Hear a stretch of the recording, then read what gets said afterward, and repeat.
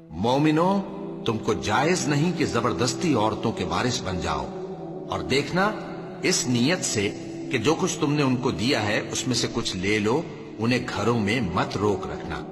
हाँ, अगर वो खुले तौर पर बदकारी की मुर्तकिब हों तो और बात है, और उनके साथ अच्छी तरह से रहो सहो। फिर अगर वो तुमको नापसंद हों तो अजब नहीं कि तुम किसी चीज को नापसंद करो और अल्लाह उसमें बहुत सी भलाई पैदा कर दे।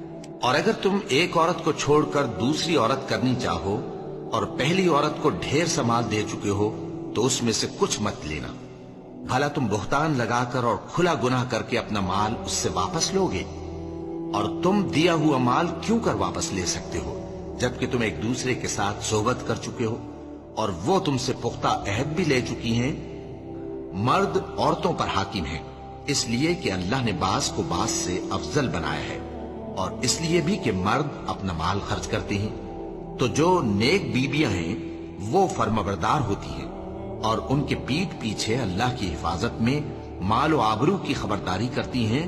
और जिन औरतों की निस्बत तुम्हें मालूम हो कि सरकशी और बदखुई करने लगी हैं तो पहले उनको जबानी समझाओ, अगर न समझें तो फिर उनके साथ सोना तर्क कर दो। अगर उस पर भी बाज ना आए तो जदोकोब करो। फिर अगर तुम्हारा कहना मान लें तो फिर उनको ईजा देने का कोई बहाना मत ढूंढो। बेशक अल्लाह बहुत ऊंचा है, बड़ा है। और अगर तुम लोगों को मालूम हो कि मियां बीवी में अनबन है तो एक मुंसिफ मर्द के खानदान में से और एक मुंसिफ औरत के खानदान में से मुकर्रर करो। वो अगर सुलह करा देनी चाहेंगे तो अल्लाह उनमें मुवाफिकत पैदा कर देगा। कुछ शक नहीं कि अल्लाह सब कुछ जानता है, सब बातों से खबरदार है।